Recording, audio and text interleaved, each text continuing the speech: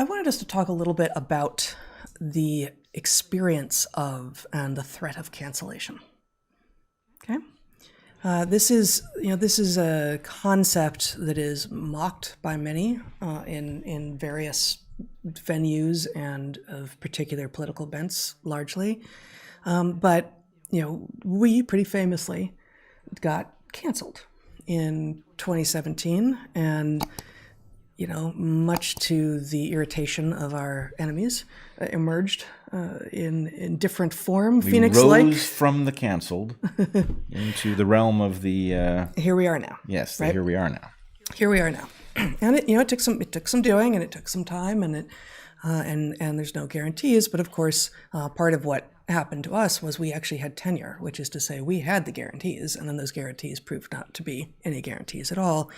And when a mob came at you, Brett, and then me, with irrationality and spurious claims and frankly violence and nonsense and everything in between, instead of standing up, most of our colleagues and basically the entire college administration cowered in fear.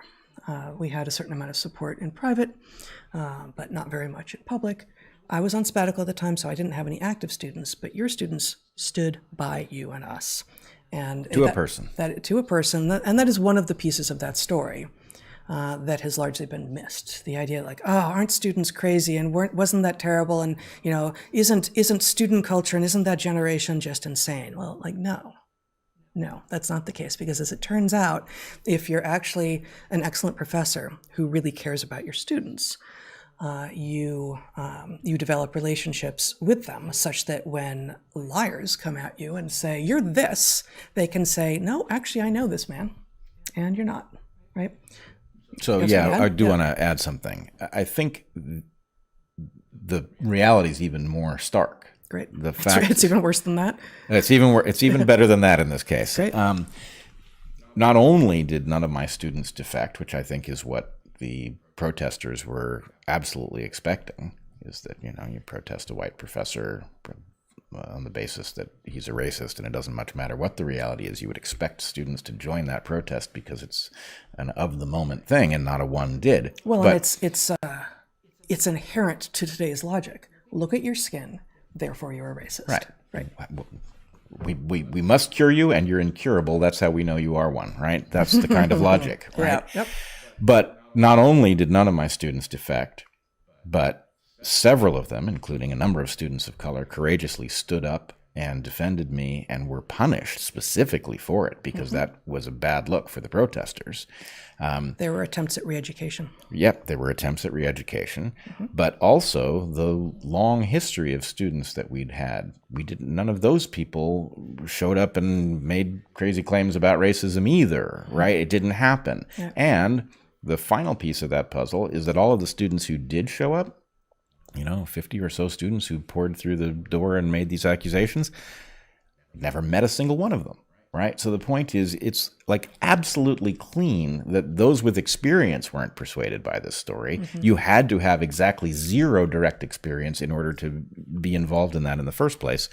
But of course, none of that, we are lucky that all of those facts emerged. Right. That these protesters were foolish enough to film what they did so that it showed up in public, so that we could have that discussion. So it didn't just look like, that professor is clearly off and the students have risen up against him and all of that. The lie got put to their claim. But for most people, presumably, that is not what happens. Right. It doesn't become a famous incident. And so and in the particular kind of professoring that you did and that I did, in the particular model that only Evergreen afforded, meant that you really had deep relationships with your students, where most college professors don't, in part because they have no interest in it, which is unfortunately true for many, but also the standard model of higher ed, the standard model of almost all education now, with some interesting exceptions over in, Waldorf and Montessori space, and a few other experiments in higher ed, but nothing like Evergreen. The standard model is I'll see you for 50 minutes 3 times a week, or maybe an hour and a half 2 times a week or something. And if it's a lab class, then, you'll have 3 hours at a time, but it's probably with a TA. You're probably never going to see the professor. Maybe he or she will walk through once, right? And that you can learn some things that way. What you cannot do is develop community as a class. It is therefore more difficult, more time-consuming, less predictable. You can't just set it and forget it as the professor, nor can you as the student. And so it is, it's more challenging in almost every regard, but it has the potential to be so much more educational. And one of the proofs of that is that when a mob showed up on your doorstep, those people who were in your classroom, which at another school and with another professor might have been eager to jump in with the mob and have that kind of fun, because a lot of people like to be in mobs, or at least they want to be on the side of the majority. No one bit. Yeah. Right? And that is in part a result of actually the educational model. Well, and it's even better than that. Because in the case of these students, we had extensive conversations about human evolution, about population versus population competition. We had talked about race. We had talked about why racism appears and what we have to do in order to negate its influence.